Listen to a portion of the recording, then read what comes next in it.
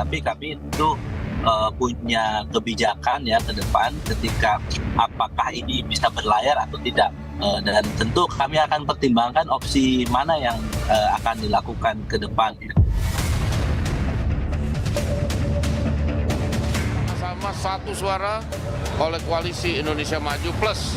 Ya, ada Koalisi Indonesia Maju Plus nanti. Saya berani jamin kalau Kim Plus itu bisa hanya bikin satu calon pun tidak akan pernah berani melakukan satu lawan kotak kosong. Kalau dia berani, saya jamin Jakarta bisa bikin dia kalah dengan kosong.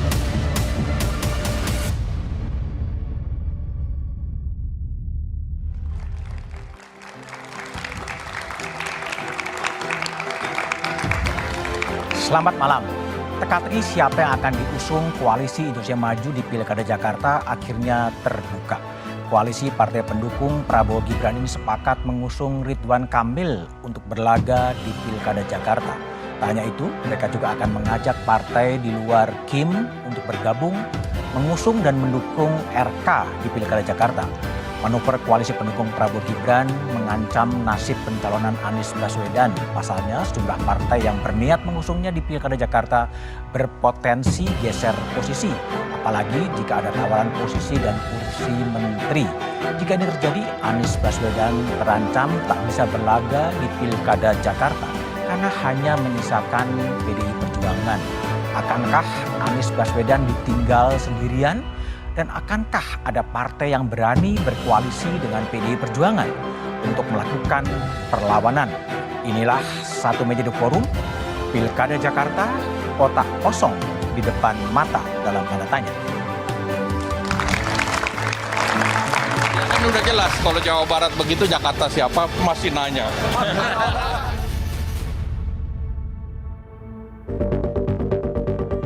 Sempat tarik-menarik antara maju di Pilkada Jakarta atau Jawa Barat, Ketua Umum Partai Golkar, Erlangga Hartarto, akhirnya memastikan kadernya Ridwan Kamil untuk maju di Pilkada Jakarta.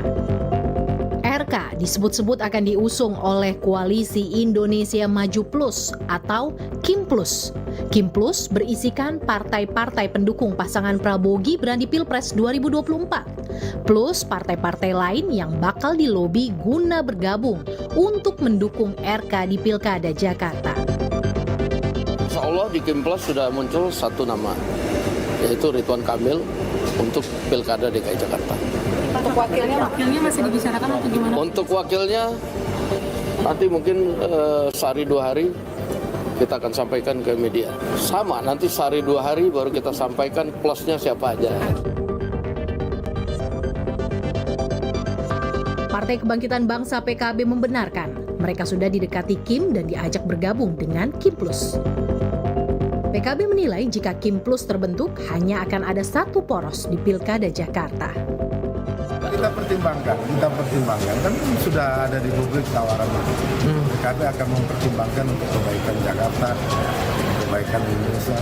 Ya kalau ada poros Kim Plus ya hanya satu poros, nggak akan ada 2 poros. Kalau terjadi kristalisasi Kim dengan kekuatan yang lain, ya pasti terjadi satu poros.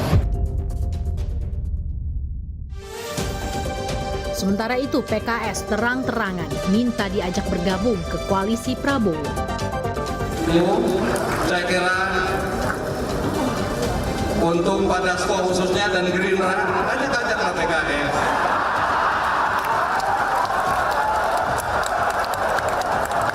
Jangan cuma sekedar kasih Nasdem dan PKB. PKS ditinggalkan sendiri. Di sisi lain, PDI Perjuangan memastikan tidak akan ada kotak kosong di Pilkada Jakarta. PDI Perjuangan terus membangun komunikasi politik dengan partai-partai sehingga nantinya di Jakarta tidak akan ada kotak kosong. Jika ada pihak-pihak yang bukan karena dukungan rakyat kemudian oleh kekuasaan mencoba untuk menghadirkan calon tunggal di Jakarta, tentu itu tidak sehat bagi demokrasi. Partai-partai pendukung Anies Baswedan tampaknya memberikan sinyal positif untuk bergabung dengan Kim. mendukung RK di Pilkada Jakarta. Jika ini benar terjadi, kemungkinan Pilkada Jakarta hanya akan ada satu pasangan, lawannya kota kosong. Benarkah ada upaya mengganjal pencalonan Anies Baswedan di Pilkada Jakarta dengan memborong suara partai untuk bergabung di koalisi pendukung Prabowo Gibran? Lalu bagaimana dengan PDI Perjuangan? Akankah partai ini memilih diam atau melakukan perlawanan? Lalu bagaimana nasib demokrasi di negeri ini jika kota kosong terjadi?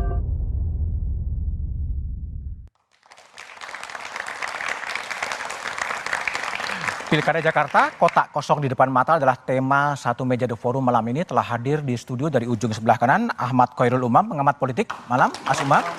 Kemudian ada Effendi Koiri, politisi dari Partai Nasdem. Kemudian ada Dave Laksono, politisi Partai Golkar. Malam, Dave. Ahmad Rika Patria dari Gerindra. Malam, Bang Rika. Kemudian ada Pipin Sopian, politisi PKS. Assalamualaikum. Terakhir Eriko Sertaduta, politisi PDI Perjuangan. Selamat malam, Assalamualaikum. Malam, Waalaikumsalam. Saya awali pertanyaan dari Dave Laksono. Siap.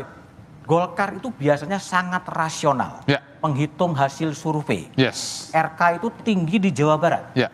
Kemudian ditempatkan di Jakarta. Apakah ada arahan dari Pak Prabowo dan Pak Jokowi gitu? Ya gini, Golkar itu kan partai independen. Kita menentukan kebijakan, berpikirnya tidak hanya dalam waktu sebentar saja. Kita berpikir panjang, 5-10 tahun ke depan. Ya kita lihat bahwa Pak RK kapasitas, kapabilitas, popularitasnya juga sangat tinggi, dan juga Jakarta yang sebentar lagi akan menjadi DKJ. Ya, karena kan kita sudah akan pindah ke IKN sebagai ibu kota Nusantara, ya membutuhkan suatu figur yang benar-benar kuat, membutuhkan suatu figur yang benar-benar bisa membangun dan merapikan dan juga menyelesaikan segala macam kendala permasalahan. Dan kita lihat itu ada di Pak RK. Nah, jadi dengan pertimbangan panjang dan juga kita lihat ke depannya, ini adalah figur yang terbaik untuk bangsa Indonesia. Meskipun based on survei Pak RK minimal masih di peringkat 3 di bawah Mas Anies dan Ahok. Ya, kita lihat nanti. Kalau memang kemungkinannya tinggi, kan masih ada 1 bulan lagi. Jadi masih ada waktu untuk ke Pak RK melakukan konsolidasi lagi. Dan nanti pada saat pendaftaran baru kita ketahui persis sikap pastinya Golkar itu seperti apa. Itu keputusan otonom dari Partai Golkar atau ada arahan dari dewa-dewa politik yang lain? Arahan dari Allah Subhanahu Wa Taala. Lalu siapa yang akan jadi wakil? Nah nanti. Kalau berminat bisa saya ajukan sekarang, Pak. Ini mumpung saya WA sekarang, Bang Tum. Oke, Mas Riza Patria. Jadi ini gimana? Apakah dari awal kan memang Pak Gerindra yang mendorong RK berada di Jakarta? Dan sekarang kemudian ikut Pak Prabowo? Ya jadi kan memang Partai Gerindra sejak awal mengusung Kang RK di DKI Jakarta dengan berbagai pertimbangan ya. Pertama yang bersangkutan Kang RK kan wali kota Bandung yang berhasil, gubernur Jabar yang berhasil, juga kalau mau jujur komunitas Jawa Barat di DKI juga besar, kemudian yang bersangkutan juga ya memiliki integritas, kompetensi dan lain-lain, sangat mumpuni untuk menjadi gubernur DKI Jakarta. Menjadi gubernur di Banten saja bisa berhasil dengan jumlah penduduk yang hampir 40 juta, apalagi cuma di Jakarta yang kurang lebih 10.500.000. Jawa Barat ya maksudnya? Ya, Jawa Barat yang hampir 40 juta, apalagi cuma di DKI Jakarta yang 10.500.000. Jadi kami Gerindra memang sejak awal sebagai yang disampaikan oleh Pak Dasko mengusulkan Kang RK di DKI Jakarta. Dan Kang RK itu selain kader Golkar, memang Golkar sendiri menugaskan Kang RK itu untuk calon di Jawa Barat dan di DKI Jakarta. Jadi tidak ada yang salah apa yang dilakukan oleh Gerindra. Berdasarkan berbagai kalkulasi kami meyakini bahwa Kang RK ini punya potensi untuk menang di Jakarta. Sekalipun tadi disampaikan surveinya masih nomor 3. Perlu kami sampaikan, di Jakarta ini terjadi fenomena anomali luar biasa ya. Dulu di 2012 juga ketika Gerindra bersama PDIP mengusung Jokowi Ahok juga jauh surveinya. Di bawah Kang RK sekarang. Bahkan dulu hampir semua survei harus pengamat meyakini bahwa Pojibo yang menang. Tapi alhamdulillah yang menang justru Jokowi Ahok yang diusung oleh Gerindra bersama PDIP. Kemudian belajar dari 2017 sama. Ketika itu kami mengusung Anies Sandi juga melawan petahana juga. Jadi sama 2 kali petahana. Surveinya juga sangat jauh di bawah. Di bawah Kang RK sekarang bahkan. Tapi faktanya nyata. Jadi memang di Jakarta ini terjadi perbedaan daripada daerah-daerah yang lainnya. Masyarakat sangat rasional, cerdas, dan survei bukan satu-satunya alat. Bukan satu-satunya alat. Alat untuk mengukur kompetensi, kemampuan daripada calon kepala daerah maupun wakil kepala daerah. Tapi Mas Riza, itu diajukannya Kim Plus ini bukankah untuk menjadikan hanya satu pasang calon gubernur? Sejujurnya tidak sejauh itu. Karena kami sendiri memang ya namanya partai politik, pertama ingin menghadirkan kader terbaiknya tampil di setiap kontestasi pilkada. Yang kedua, kami di Kim memang sedapat mungkin berusaha untuk bisa satu pasangan calon. Sekalipun faktanya dari 545 tidak semua bisa bersatu. Bahkan di banyak daerah kami dengan PDIP banyak juga, kami dengan PKS banyak, dengan teman-teman Nasdem banyak. Jadi bahkan kami dengan Golkar juga berkompetisi di beberapa daerah. Jadi itu saya kira biasa ya, tidak linier dalam setiap pilkada itu dengan pilpres dalam berapa kali pilpres maupun pilkada. Jadi saya kira apa yang terjadi ini satu yang biasa saja. Kemudian juga kalau sekarang kebetulan kami merasa perlu dan penting di beberapa daerah kami ingin menang, sebetulnya bukan beberapa daerah, semua juga kami ingin menang di semua. Tapi kami kan harus realistis mana daerah-daerah yang berpotensi menang, mana yang kami akan usahakan sedapat mungkin Kim bisa solid. Di samping itu juga tentu kami ingin juga memberi kesempatan di luar Kim, partai-partai di luar Kim kami persilahkan untuk dapat bisa bergabung. Tidak hanya di Jakarta. Iya, tidak hanya di Jakarta sebetulnya, di banyak daerah juga kami bersama-sama partai di luar Kim. Oke, baik. Bung Pipin, apakah kemudian PKS masih solid untuk mendukung Mas Anies atau ingin bergabung ke Kim tadi? Sampai hari ini kurang lebih 40 hari aman pasca dideklarasikan. Kami sudah konsolidasi internal PKS, di internal struktur PKS, kader PKS sudah door to door, kemudian baliho, billboard sudah terpasang di mana-mana, dan juga kami melakukan lobby komunikasi politik kepada Nasdem, PKB, termasuk PDIP, dan juga kami sudah mengeluarkan SK Anies Sohibul Iman sebagai tanda keseriusan kami bahwa kami mengusung calon yang menurut kami yang terbaik. Termasuk seandainya masuk ditawarin kursi menteri, kabarnya kalau Bledera kan 3-2 gitu, PKS masuk? Sampai saat ini kami belum membuat keputusan, tetapi yang ada jelas, tawarannya? Saya tidak tahu. Yang jelas sampai saat ini kami belum mengambil keputusan ke depan apakah di dalam atau di luar pemerintahan. Nah, saya kembali ke pencalonan kami di Pilkada DKI, karena sudah 40 hari itu kami berusaha untuk mendapatkan respon dari calon-calon mitra koalisi kami. Dan belum dapat? Sampai saat ini belum dapat SK dari Nasdem maupun PKB, maka kami tentu akan pimpinan mempertimbangkan apakah akan memperpanjang waktu kepada Mas Anies supaya dapat tugas. Saya pekan pertama Agustus ini sebetulnya pertama Agustus. Kami Gus berikan. Coy, jadi gimana? Tadi belum ada sambutan dari PKB gitu katanya juga. Soal Mas dari Nasdem, sorry. Karena pakai PT di PKB, sorry, Nasdem. Wajahnya masih dianggap PKB. Gimana? Ya, jadi pertama Jakarta ini kota nasional, internasional. Jadi kalau ada tokoh-tokoh atau figur-figur yang hebat masuk di Jakarta, kayak Bung Ridwan Kamil, itu bagus. Bagus? Bagus. Nasdem mendukung?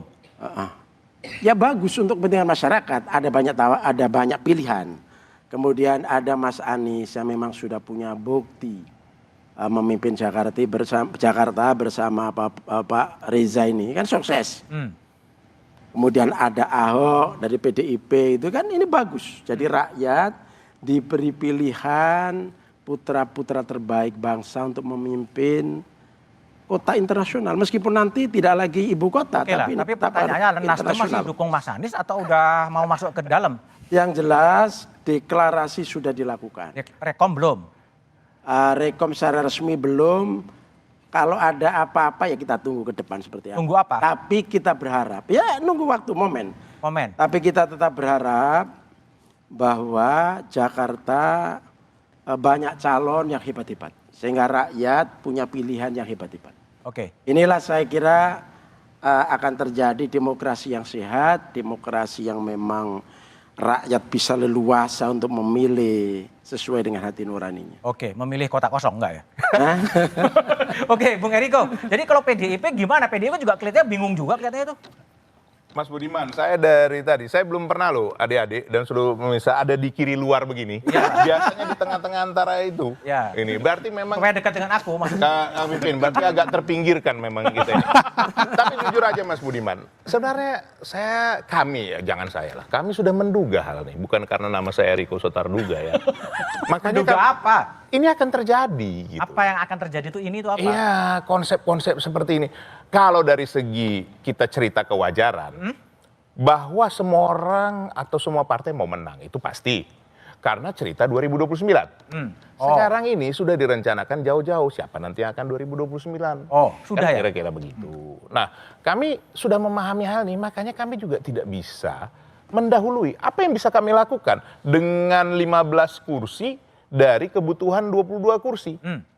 Tidak ada pilihan lain kecuali bersama-sama dengan partai lain. Nah ini kalau kita mau, kami sudah melihat, seperti Nasdem ya, sebenarnya sudah terbaca. Kita lihat Adinda Saroni sudah nyampaikan kemungkinan berubah. Itu kan sudah tanda-tanda. PKS juga sudah kelihatan tanda-tandanya itu semua. Kalau kita melihat dengan jernih kan. Nah kenapa saya berulang kali menyampaikan, menawarkan dengan PKB? Kenapa? Karena di Jawa Timur, kami yang tertinggi berdua. Silakan. Mau pilih jadi calon gubernur atau calon wakil gubernur. Kalau calon gubernur di Jawa Timur, ya di Jakarta kami calon gubernurnya. Fair. Nah, satu lagi Mas Budiman, ada yang di sini adik-adik juga dan para pemirsa di rumah harus menyadari bahwa Jakarta bukan seperti dulu lagi. Gus Coy, Mas Hoirul Umam, tidak sama. Jakarta adalah daerah khusus Jakarta. Yes. Tapi nanti ini bagian dari aglomerasi. Belum tahu siapa yang mimpin. Apakah nanti wakil presiden ataukah Menko ataukah lain. Jadi peran kepala daerah di sini tidak sama dengan waktu zaman Ahok atau Anies, tidak sama. Nah, begitu juga daerah-daerah di Jawa ini Mas Budiman, ini penting untuk 2029. Inilah yang akan menjadi kader-kader, menjadi pemimpin nasional. Nah, ini dilihat oleh semua partai. Nah, kalau sudah ada direncanakan untuk memproyeksikan ke 2029, secara rencana tidak salah. Tapi juga perhatikanlah keinginan rakyat. Karena kenapa? Nanti yang menerima rakyat kok. Yang memilih rakyat, satu. Kedua, yang merasakan akibatnya 5 tahun ke depan adalah rakyat. Dan nanti jangan kalau karena ini kemudian rakyat yang mendapatkan akibatnya, kemudian siapa yang mau tanggung jawab? Nah, itulah yang kami sebenarnya bagikan. Ayo PKB, ayo yang lain, mari kita usung, ayo kita bicara. Kami juga tidak ngotot menjadi cagup, menjadi cawagup, tetapi wajar. Di DKI ini kami bersama PKS, jujur saja, PKS kan 18 kursi, kami 15. Wajar kalau kami menjadi salah satu dari bagian daripada pasangan ini. Kan begitu Mas Budiman. Oke, baik. Mas Umam, tadi kan ada analisis bahwa kontestasi Pilkada Jakarta ini akan berkorelasi juga dengan 2029, masih jauh lah ya. Tapi apa sih bacaan Anda soal Kim harus ditambah plus gitu dalam konteks Pilkada, tapi jawabannya setelah jeda.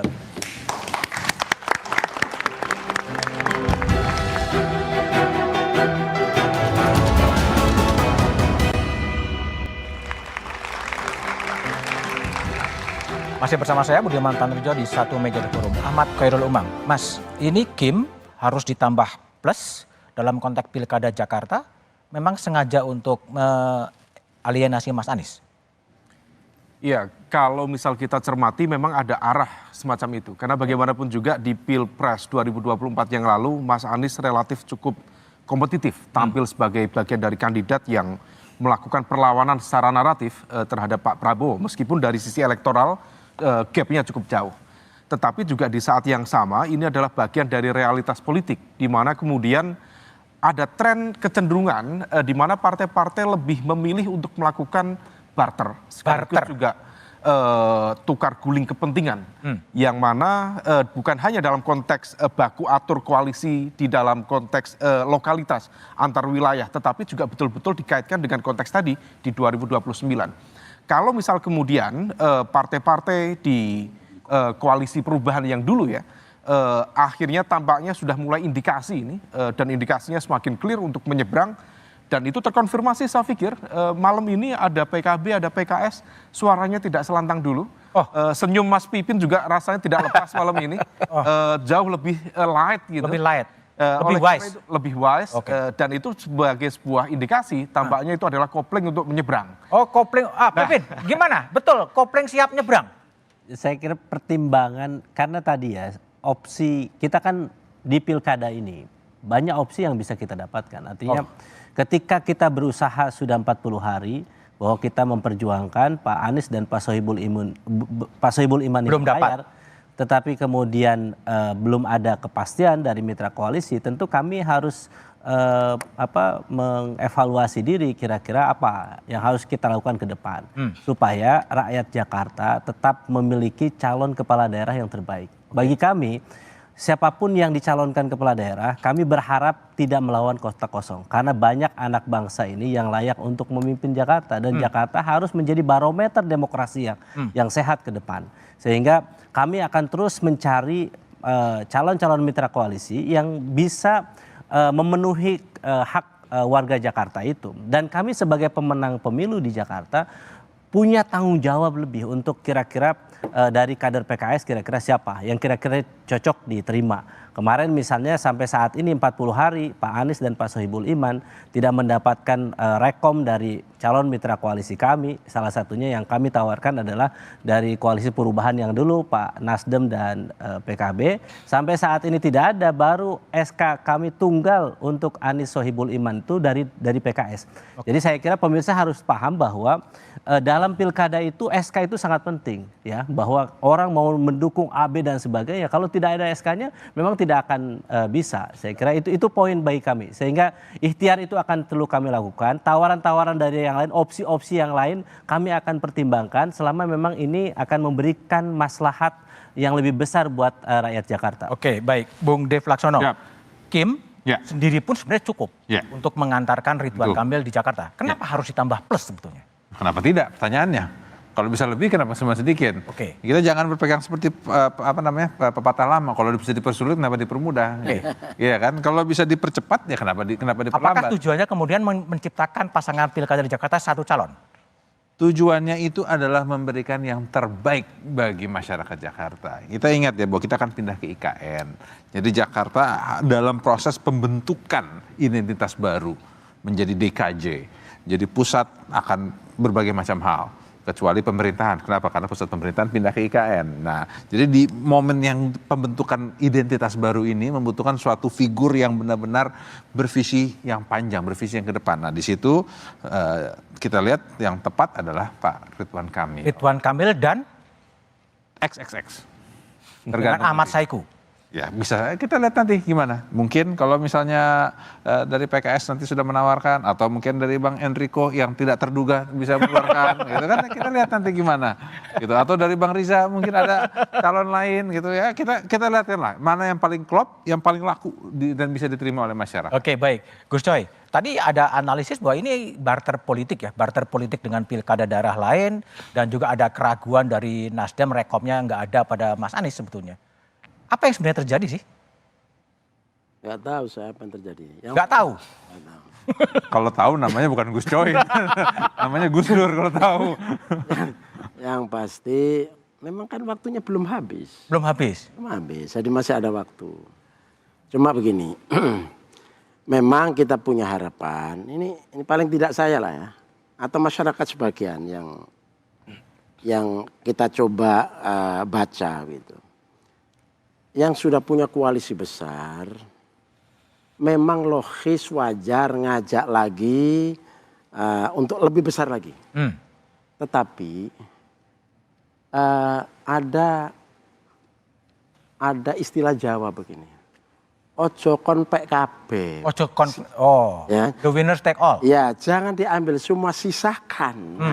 Nah, tapi apa salahnya juga kalau diambil semua? Soal salah tidak salah, cuma ada budaya kurang pantas di PKB. Kurang pantas, kurang elok kalau diambil semua. Ini persoalan budaya. Ini ada di dalam sini dan pada umumnya begitu. Nah, apalagi ini demokrasi, di satu sisi memperbolehkan, di sisi lain partai itu kan salah satu fungsinya agregasi kepentingan rakyat. Nah, ada rakyat yang mungkin tidak terwakili di sini semua. Nah, ini harus diwakili di sini. Nah, oleh karena itu harus tetap tersisa. Oke. Nah, yang tersisa itu, atau anggap aja ini tersisa itu misalnya PDIP, wah kalau bersama Nasdem ya dahsyat lagi itu lumayan ya. Kalau nggak dahsyat ya lumayan kan. Ada PKN. Ayo gitu kan? Gus. Kemudian sama-sama ngusung Anies. Ini kan dahsyat. Dahsyat. Iya. Nah, kalau figurnya Anies sama RK kan rakyat. Wah dahsyat ini. Ini pilihannya oke ini, gitu kan. Meskipun jumlah koalisi di sini lebih kecil. Jadi ada unsur boleh, ada unsur kepantasan. Ada unsur boleh, ada unsur keelokan. Jadi di unsur boleh menurut undang-undangnya, menurut demokrasinya, tapi ada unsur budayanya. Tapi ini posisi Gus Coy ya? PKB juga pantas. Ini posisi Gus Coy ya, bukan posisi Nasdem ya? Yalah, saya diundang ke sini atas nama Effendi Khairi. Oke, Bung Risa Patria tadi ada tafsir dari Gus Coy mengatakan jangan diambil semua lah, ada unsur kepantasan, sehingga apakah memang strategi Kim Plus itu untuk ditarik semua dan tidak ada lagi calon yang akan menandingi RK dan pasangannya? Ya enggak ada keharusan untuk menarik semua. Kenapa demikian? Karena setiap partai punya kedaulatan masing-masing, kedaulatan masing-masing, kemandirian masing-masing. Partai ini di Republik ini yang partai paling pemenang, partai paling kecil ya sama-sama partai politik, sama-sama ketua umum kalau duduknya berjejer begini. Kemudian yang kedua, masing-masing partai punya kedaulatan masing-masing. Jadi tidak mungkin Kim umpamanya memaksakan partai di luar Kim untuk bergabung. Tidak bisa gitu, harus mendapat sambutan. Kalau kami menawarkan untuk mengajak bersama, tentu yang ditawarkan kan merasa nyaman tidak, merasa cocok tidak, merasa baik tidak tawarannya untuk pasangan calon yang kami usung. Kalau dirasa baik, ya tentu tidak salah kalau mereka bergabung. Sebaliknya, kalau partai tersebut merasa yang kami tawarkan pasangan calon di satu daerah dirasa kurang, tentu partai tersebut tidak ingin bergabung. Jadi sekali lagi semuanya sangat bergantung pada partai-partai masing-masing dan sangat bergantung pada daerahnya, karakteristiknya, bergantung pada pasangan calon. Jadi banyak faktor yang menyebabkan satu partai politik untuk bergabung dalam koalisi mana, untuk bergabung dalam pasangan calon yang mana. Jadi sangat begitu juga di Jakarta, di Jawa Barat dan daerah lain.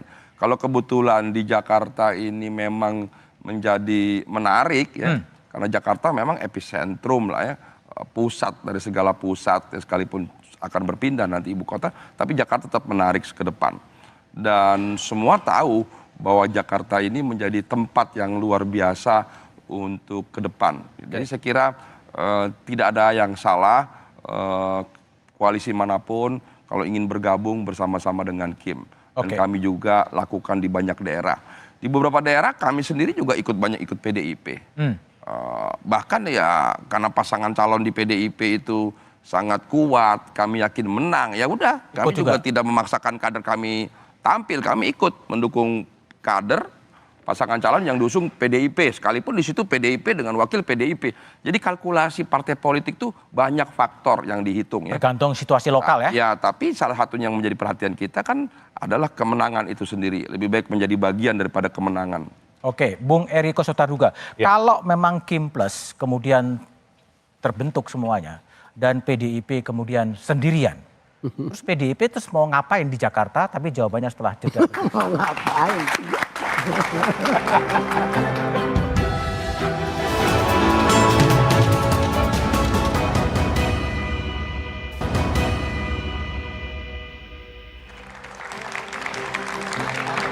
Masih bersama saya Budiman Tanrejo di satu meja The Forum. Eriko Sotarduga, besar kemungkinan PDIP kemudian ditinggal sendirian karena Kim Plus itu akan terwujud. Nah, ketika Anda tidak bisa mencalonkan, terus peran politik apa yang mau dimain PDIP di Pilkada Jakarta? Sebenarnya begini, ini kan juga hak dari masing-masing partai dan partai berhak memajukan dengan minimum kursi yang ada, kan begitu. Nah kalau kita dikatakan tidak ada yang mau bersama-sama dengan kita, tidak ada masalah juga. Sebenarnya yang dirugikan ini adalah masyarakat. Karena tidak ada pilihan lain. Nah nanti dengan seperti begini, kalau terpilih yang tidak sesuai nanti, tentu masyarakat sendiri akan merasakannya. Padahal partai itu adalah representasi daripada rakyat. Nah, tapi kan kami tidak bisa memaksakan yang lain untuk bersama-sama dengan kami, seperti itu. Tapi kalau optimisme Sekjen yang mengatakan PDIP akan berupaya sekeras mungkin untuk tidak terjadi kotak kosong, sebetulnya maksudnya apa sih? Tetap berharap pada PKS, Nasdem, PKB gitu? Loh, kan kita berusaha wajar. Dan kan tidak mungkin saya buka di sini semua apa yang sudah kami bicarakan dengan pihak-pihak lain juga kan. Karena ini kan juga ada hitungannya sendiri. Dan tadi saya sudah katakan sebagai kuncinya di awal, kami sudah menduga hal ini. Makanya kami tidak kaget dalam hal ini. Kalau dilihat dari wajah-wajah ini kan yang berbeban terlihat. Dari yang tidak berbeban. Kalau kami tidak merasa berbeban. Karena begini, Mas Budiman, kita masuk ke peraturan dulu ya. PKPU nomor 28 tahun 2024 mensyaratkan sanksi hanya pada saat pilpres. Oke, jadi pilkada nggak ada sanksi? Tidak ada. Itu juga lah yang mengakibatkan juga punya pilihan untuk tidak bisa ikut bersama-sama dengan pihak yang katakan jauh lebih besar seperti itu. Nah, sekarang Mas Budiman, apa nanti yang fungsi yang dilakukan oleh PDI Perjuangan? Tentu itu yang ditanyakan. Kami kan ada di parlemen. Kami ada di DPRD DKJ. 15, ya. Ada 15. Dan juga, tadi saya sudah ingatkan dari awal, bukan berarti mau mengabaikan, nih bagi pemirsa semua, mengabaikan bahwa DKJ ini jadi tidak penting, tidak. Tetapi peran kepala daerah di daerah khusus Jakarta ini tidak sama. Dengan gubernur di wilayah lain. Karena ada yang menaunginya lagi secara luas, yang tadi disebut aglomerasi. Siapa nanti yang memimpin, apakah Menko, ataukah Wapres, ataukah Presiden sendiri, itu soal lain.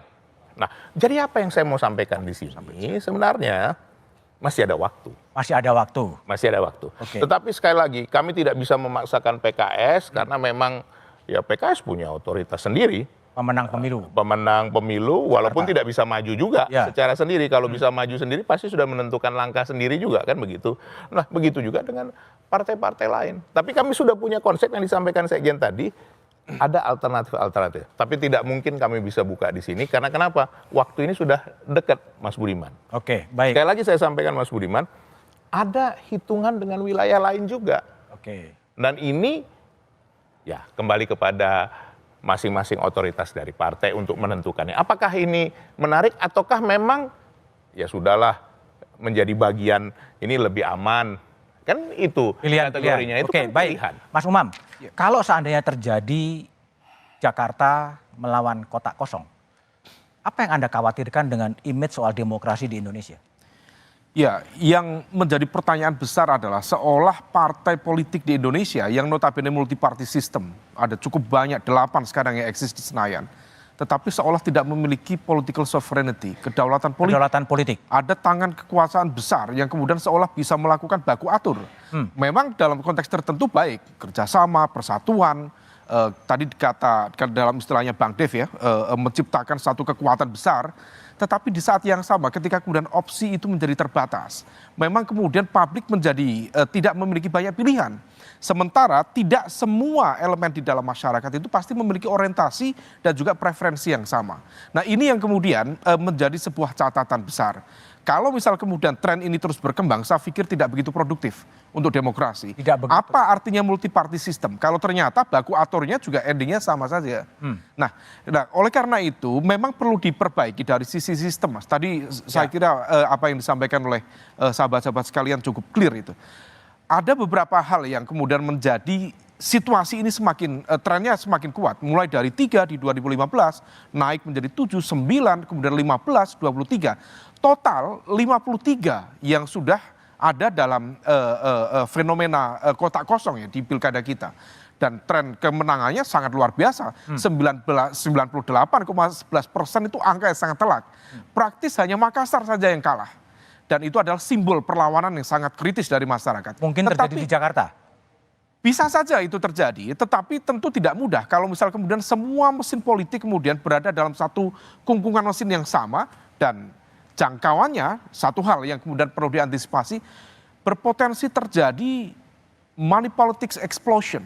Money politic explosion. Jadi ledakan money politik yang kalau kemudian ada kekhawatiran dari narasi-narasi kritis yang kemudian dihantamkan pada kandidat tunggal, maka itu akan terus terjadi dalam ledakan dengan skala yang cukup besar. Nah, yang perlu dilakukan ya perbaikan sistem. Dan ini dibutuhkan komitmen dari semua partai-partai politik, mulai dari tren threshold ya, threshold praktis mengalami kenaikan. Dan itu sebaiknya tidak dinaikkan dari 15% menjadi 20%. Kemudian dari sisi yang lain ya, syarat independen juga sebaiknya diturunkan. Karena sekarang itu untuk DPT sekitar 6 juta seperti di Jakarta, itu syaratnya 7,5%. Maka praktis dari 6 juta, seorang calon independen harus bisa mengumpulkan yang diverifikasi praktis 450.000. Dan angka itu sangat luar biasa. Tidak mudah ya? Tidak mudah. Oke, ditambah baik. lagi dengan faktor-faktor yang lain yang tentu harus dihitung secara cermat. Ambang batasnya diturunkan dan perlu ada ambang batas maksimal. Nah, ambang batas maksimal ini yang sebaiknya dihitung betul dan ini juga memberikan impact terhadap kualitas demokrasi kita. Karena kalau misal kemudian tidak diatur, ya fenomena borong partai akan terjadi dan impactnya pada kualitas demokrasi kita. Oke, baik, Effendi Koiri. Apakah betul sinyalemen Umam tadi mengatakan tidak ada kedaulatan dari partai politik, tapi invisible hand yang menentukan baku atur politik? Ya ada benarnya saya kira. Termasuk di Nasdem? Di mana-mana ada. Nah tapi kalau itu terjadi betul, sekarang kan belum jadi fakta, itu andai. Kalau itu betul bahwa nanti lawannya adalah kotak kosong, kita sedih. Meskipun itu boleh dalam itu boleh ya kan. Tapi sedih sekali. Sedih ini kita alamatkan kepada siapa? Kepada sebagian pimpinan partai. Rakyat sedih, bisa juga rakyat marah. Aduh pimpinan partai kok yang ngono tapi aja koyo ngono. Kira-kira gitu kan.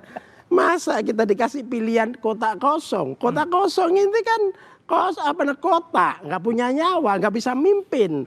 Masa kita disuruh milih pemimpin tapi pilihannya itu hanya satu, yang satu benda mati. Oke. Ini sedih sekali. Sedih sekali. Nah oleh karena itu kita berharap, masih ada waktu kita berharap, tampilkanlah pemimpin yang terbaik, putra-putri yang terbaik untuk di Jakarta.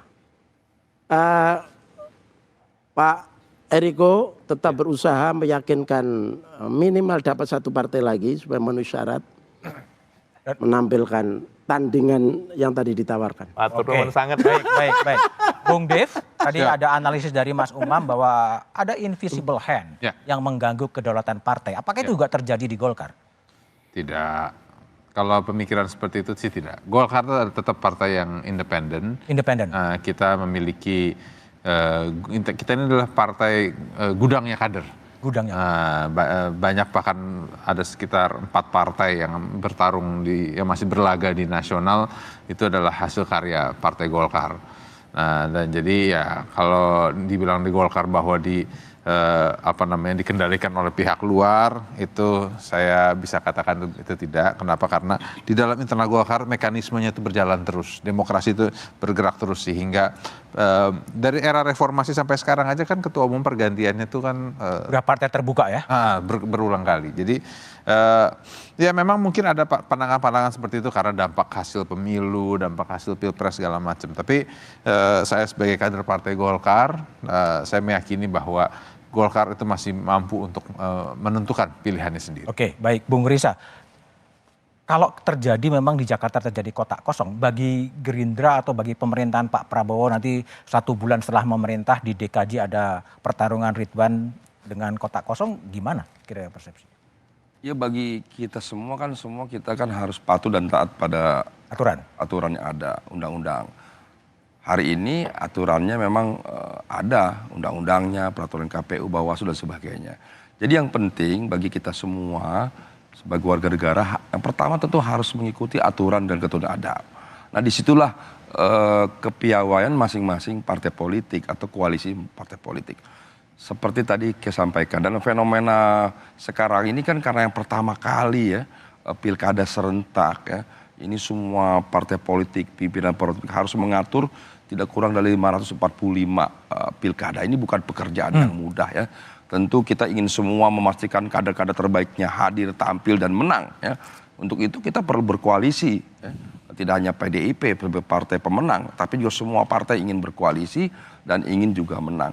Dalam kalkulasi ini ya kita menghitung dari Sabang sampai Merauke di mana kita harus berkoalisi, di mana potensi menangnya besar, menengah atau kecil, semua kita ada kalkulasi yang kita hitung. Seperti sampaikan Tedep, menghitung ini tidak hanya pada hitungan pilkada tapi juga ke depan dan sebagainya. Jadi partai politik lebih memikirkan kepentingan bangsa dan negara yang lebih besar. Jangan hanya dilihat pada pilkada DKI atau Jawa Barat, Jawa Tengah dan sebagainya, tapi seluruh pilkada. Dan yang paling penting yang disampaikan adalah ini sebuah proses yang tentu harus kita perbaiki terus agar lebih baik kita tingkatkan. Yang terakhir lagi yang perlu adalah pada akhirnya adalah siapa nanti yang terpilih memimpin Jakarta. Banyak pilkada di seluruh Indonesia yang dirasa demokratis, baik dengan segala janjinya, dengan segala integritasnya. Faktanya ketika menjabat juga ujung-ujungnya korupsi. Nah, sekarang ini PR kita ke depan bagi adik-adik mahasiswa dan seluruh warga bangsa. Mari kita perhatikan. Tidak hanya menjalankan proses demokrasi dalam rangka pilkada, tapi bagaimana kita memastikan bahwa calon-calon yang diusung memiliki integritas dan memastikan janji kampanye terwujudkan. Ini jauh lebih penting. Selain tadi ada proses ke depan yang perlu kita perbaiki mekanismenya supaya banyak pilihan, tapi yang tidak kalah penting aja memastikan calon yang berintegritas dan ketika memimpin tidak korupsi. Tidak korupsi. Bagaimana memastikan agar Pilkada Jakarta bisa berjalan dan demokrasi tetap terjaga? Kita bahas setelah jeda berikut ini.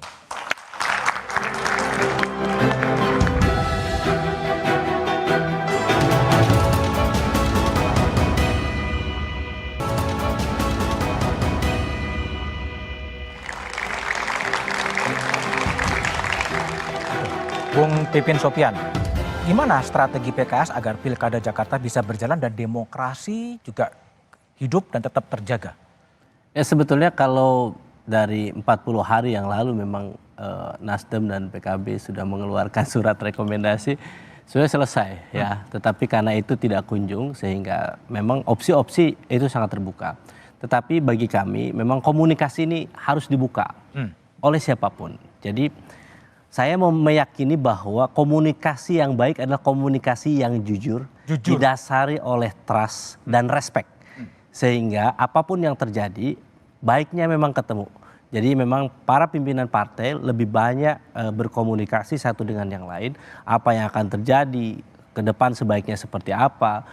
Itu sebetulnya kunci utamanya. Ketika saluran itu tidak terjadi, memang akan sulit bagi kita ya. Sehingga bagi PKS, Presiden PKS Pak Ahmad Syaihu menekankan silaturahim kebangsaan. Maka beliau sangat menekankan pentingnya silaturahim. Maka ketika ada terhambat silaturahim, komunikasi, maka disitulah bagi kami selalu ada tanda tanya, ada apa. Dan tentu sekali lagi opsi-opsi itu akan terbuka. Kami tentu ingin memberikan yang terbaik untuk warga Jakarta. Oke, Bung Eriko? Ya, masih ada waktu kurang lebih 3 minggu lagi. Kami mohon doanya kepada seluruh masyarakat, khususnya Jakarta maupun Indonesia secara umum. Kami akan berusaha yang terbaik untuk memberikan pilihan kepada masyarakat, kepada nanti semua masyarakat DKI yang akan memilih calon pemimpinnya. Percayalah, kami akan lakukan yang terbaik. Tetapi sekali lagi, kemampuan kami juga terbatas. Saya harus menyampaikan jujur, dari 25 kursi turun menjadi 15 kursi dan tidak mempunyai kemampuan untuk maju sendiri. Nah, ini kami akan berkomunikasi dengan teman-teman partai lain, termasuk juga Kim. Kami akan sampaikan semua kenapa harus dilakukan seperti ini, karena kami paham bahwa Jakarta ini harapan masyarakat Indonesia menjadi satu contoh masyarakat yang plural, masyarakat yang mempunyai harapan ke depan lebih baik lagi. Itu dari kami. Oke, baik Bung Rita Patria. Bagaimana menjaga demokrasi? Jadi Pilkada 2024 ini adalah Pilkada serentak nasional yang pertama. Saya ingin melalui forum ini mengajak seluruh masyarakat Indonesia, mari kita pastikan agar Pilkada ini berjalan aman, lancar, damai, luber, dan sebagainya. Dan yang kedua juga, mari kita pastikan kita pilih pemimpin-pemimpin yang memiliki integritas.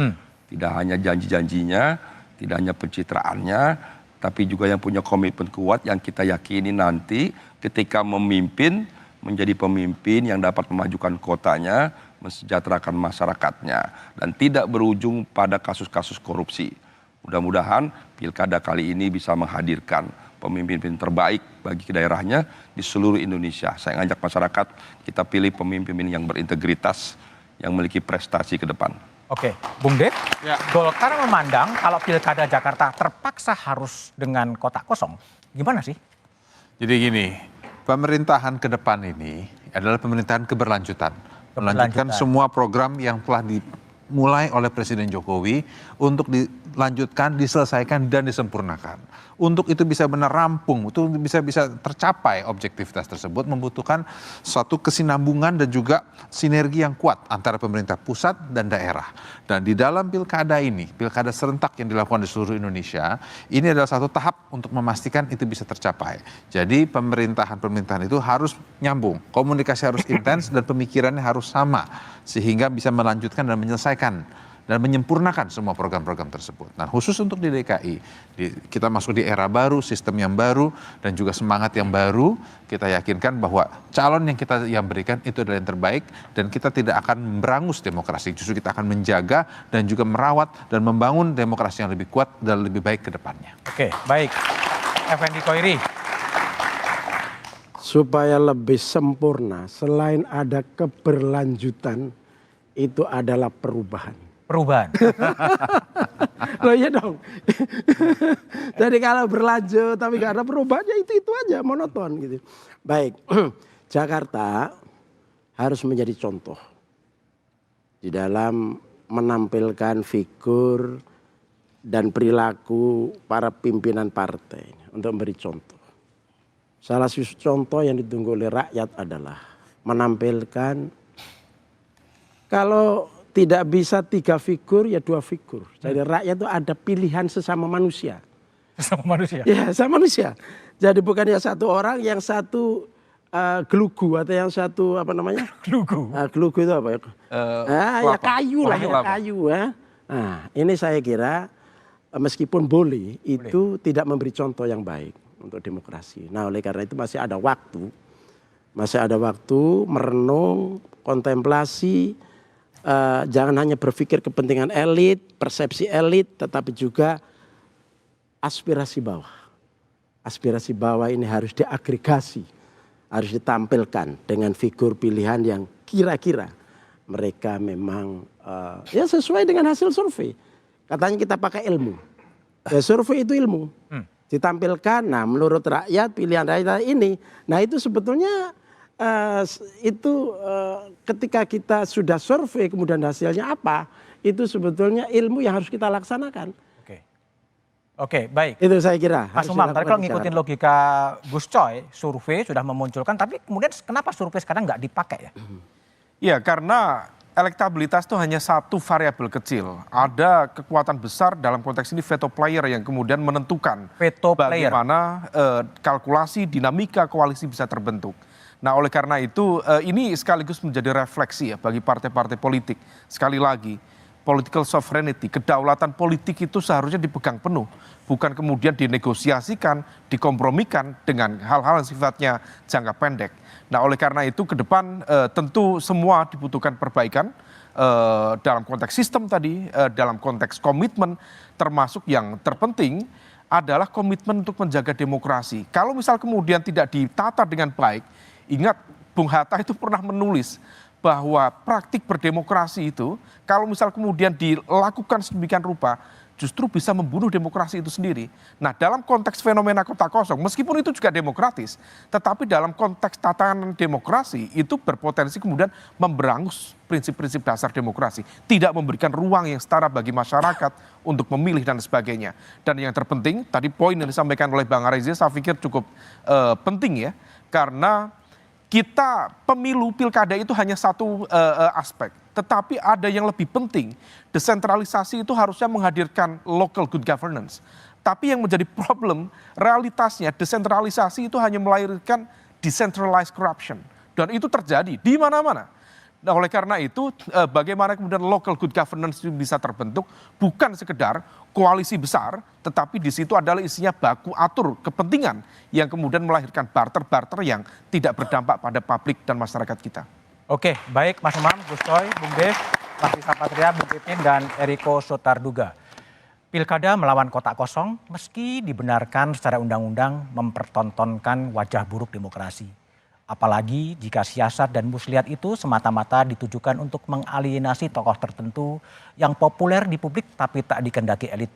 Esensi demokrasi adalah kontestasi gagasan untuk ditawarkan kepada publik. Saatnya dipikirkan penghilangan ambang batas agar publik punya banyak pilihan. Demikian Satu Meja The Forum malam ini. Sampai jumpa pekan depan. Selamat malam dan terima kasih.